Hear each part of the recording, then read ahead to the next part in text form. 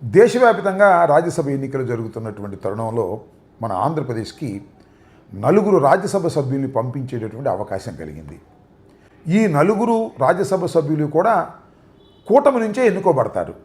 కారణం ఏంటంటే 164 సీట్లు గెలుచుకున్నటువంటి కూటమి కాబట్టి మొత్తం 4 వాళ్ళే సెలెక్ట్ చేసుకునేటువంటి అవకాశం సంఖ్యాపరంగా కలుగుతుంది. అయితే వారిలో వారు పంపకాలు చేసుకున్నారు. 3 తెలుగుదేశం, 1 జనసేన, బీజేపీ 0. ఇది వాళ్ళు అంతర్గతంగా పంచుకున్నటువంటి వ్యవహారం. నిర్ణయం మాత్రం 4 చంద్రబాబు నాయుడు గారే తీసుకున్నారు. ఇది ఇక్కడ విచిత్రమైన తెలివిగల చంద్రబాబు నాయుడు గారి పని. 4 రాజ్యసభ సీట్లలో 2 ఒకే సామాజిక వర్గానికి, తన సామాజిక వర్గానికి ఇస్తే కాస్త చూడటానికి బాగోదని 1 సీటు మాత్రం జనసేన కేటాయించి నిర్ణయం మాత్రం చంద్రబాబు నాయుడు గారు తీసుకున్నారు. ఎందుకు చంద్రబాబు నాయుడు గారు ఈ నిర్ణయం తీసుకున్నారు అంటున్నానంటే, లింగమనేని రమేష్ గారికి ఇచ్చారు. ఈ లింగమనేని రమేష్ గారు ఎవరు? ఆయన లాయల్టీస్ ఏంటి? ఆయన ఎవరితో ఉంటాడు అంటే, ఆయన చంద్రబాబుతో ఉండడు, నాతోనే ఉంటాడని పవన్ కళ్యాణ్ గారు చెబుతున్నారు. ఇది నిజమా కాదా రాష్ట్ర ప్రజలందరికీ తెలుసు. నేను ఇక్కడ చెప్పదలుచుకున్న అంశం ఏమిటయ్యా అంటే, ఈ లింగమనేని రమేష్ ఎవరు, ఎక్కడి నుంచి వచ్చాడు, పూర్వ చరిత్ర ఏమిటి అనేది ఒక్కసారి మనం గుర్తు చేసుకుందాం. లింగమనేని రమేష్ అనే వ్యక్తి విజయవాడకు చెందినటువంటి వ్యక్తి. రియల్ ఎస్టేట్ వ్యాపారస్తుడు. ఎయిర్ కోస్టా అనే ఎయిర్లైన్స్కి సంబంధించినటువంటి కంపెనీ కూడా అధ్యక్షుడిగా ఉన్నాడు. సరే, అది ఇప్పుడు ఏమైపోయిందో తెలియదు, దానిలో ఉన్న లొసుకులేంటో మనకు అనవసరం అనుకోండి. ఒక డబ్బులున్న వ్యాపారస్తుడు. ఎవరు? ఈ లాయల్టీ ఎవరితో ఉన్నాయి? చంద్రబాబుతో ఉన్నాయా, పవన్ కళ్యాణ్ గారితో ఉన్నాయా? పవన్ కళ్యాణ్ గారు అంటున్నారు నాతోనే ఉన్నాయి, నేనంటే ఆయనకి చాలా ఇష్టం, అసలు నా భావాజాలం అద్భుతంగా నచ్చింది ఆయనకి, నా పార్టీకి చెందినటువంటి వ్యక్తే అని చెబుతున్నాడు. పాపం ఆయన పక్కన ఉన్నప్పుడు నేను ఎప్పుడు టీడీపీ సపోర్ట్ చేసిన టీడీపీతో గొడవ పెట్టుకుని ఆయన పక్కనకి వస్తే అందరూ ఆయన కూర్చోబెట్టి ఆయన సామాజిక వర్గంతో తిట్టి ఈరోజు కూర్చోబెట్టి మాట్లాడితే పాపం నేను వచ్చినప్పుడు ఆయన నాతో పాటు ఉన్నప్పుడు నేను టీడీపీకి వ్యతిరేకంగా టీడీపీకి ప్రో లేను 2019లో. ఆయన 14-15 తర్వాత నాకు నేనంటే ఇష్టం ఆయనకి వ్యక్తిగతంగా. ఎందుకంటే ఆయనకి నేను హీరోగా ఇష్టం, ఆయనకి నా సినిమాలకి ఆయన అభిమాని, నాకు అభిమాని, పొలిటికల్గా నా భావజాలను కూడా ఆయన అభిమాని. ఆయన కూర్చున్నప్పుడు నిజంగా కనుక ఆయన వీళ్ళు ఈ కాపు నాయకులు చెప్పినట్టుగా ప్రభావితం చేస్తుంటే నేను 2019లో కూర్చొని టీడీపీతో ఎందుకు కూడా పెట్టుకుంటాను? అంత మాత్రం కామన్ సెన్స్ మీకు లేదా కాపు నాయకులందరికీ? అసలు ఈ పార్టీలో ఏ పోస్టులో ఉన్నాడైనా, ఏ పోస్టులో అన్నా పనిచేశాడా? పనిచేయలా.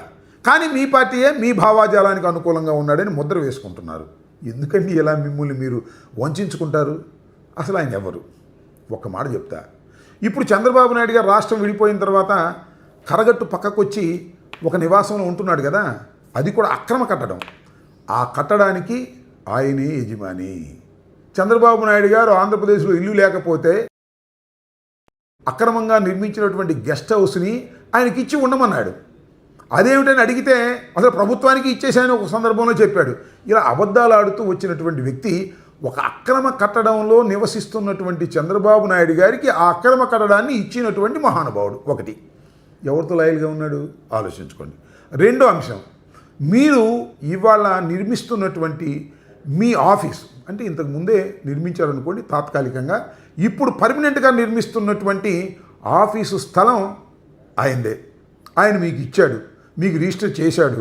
మరి మీరు కొన్నారో, ఆయన అమ్మాడో, లేక ఊరికే ఇచ్చాడో మాకు సంబంధం లేదు. ప్రజలు ఏమనుకుంటున్నారో మాకు తెలుసు, మీకు తెలుసు.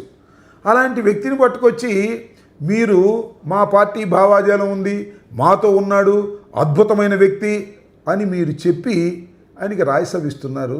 సరే, మీ ఇష్టం, మీ రాజ్యసభ మీ ఇష్టం, ఎవరికైనా ఇచ్చుకోవచ్చు. ఇక్కడ ఇంకొక విషయాన్ని ప్రస్తావన చేయాలి. మీరు మొన్న జరిగినటువంటి శాసనసభ ఎన్నికల్లో 21 సీట్లకు పోటీ చేశారు. దానిలో మీ సొంత అభ్యర్థులు ఎవరు? మీ భావాజాలం నచ్చిన వారు ఎవరు? మీ అభిమానులు ఎవరు? గుండె మీద చేసుకు చెప్పండి.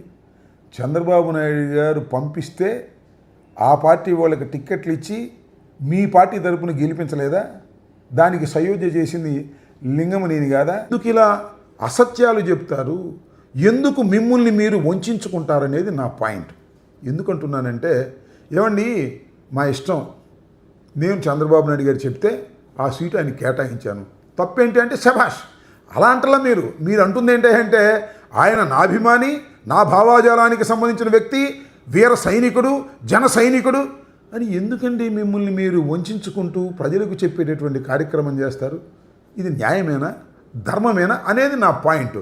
మాకెందుకండి, మా ఇష్టం, మా కూటమి, మేము ఇష్టమైనట్టు చేసుకుంటామంటే అది వేరే అంశం. వాస్తవం చెప్పాలి అంటే లింగమనేని రమేష్ మీకు ఆయనకి మధ్యన సయోధ్య చేసేటటువంటి వ్యక్తి. అక్కడి నుంచి ఇక్కడికి, ఇక్కడి నుంచి అక్కడికి వస్తువులను మోసేటటువంటి వ్యక్తి అని కూడా అంటున్నారు. అలాంటి వ్యక్తికి రాజ్యసభ ఇచ్చి ఆయన మీ భావాజాలంతో ఉన్నాడని పెద్దగా ప్రచారం చేస్తున్నారే, ఎందుకు ఈ కర్మ అని నేను అడుగుతా ఉన్నా. ఆయన ఏమన్నా సంఘ సంస్కర్త? ఈ రాష్ట్రానికి ఏమైనా ఉపయోగపడే విధంగా చేశాడా? క్యాష్ పార్టీ, క్యాష్ సర్దుతున్నాడు. ఇది చెప్పేసుకోవచ్చుగా, ఎందుకు వచ్చిన గొడవ?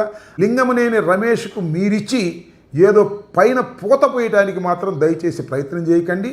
చంద్రబాబు నాయుడు గారు ఆయన సామాజిక వర్గానికి 2 ఇవ్వటం బాగోదు కాబట్టి నాకు కేటాయించారు, నేను ఆయన సామాజిక వర్గానికి చెందినటువంటి లింగమనేని రమేష్ గారికి కేటాయించానని తేటతెల్లవిగా చెబితే ఎవరు ప్రశ్నించరు. కాబట్టి వాస్తవాలు చెప్పేటటువంటి ప్రయత్నం చేయమని ఈ సందర్భంగా నేను కోరుతున్నాను.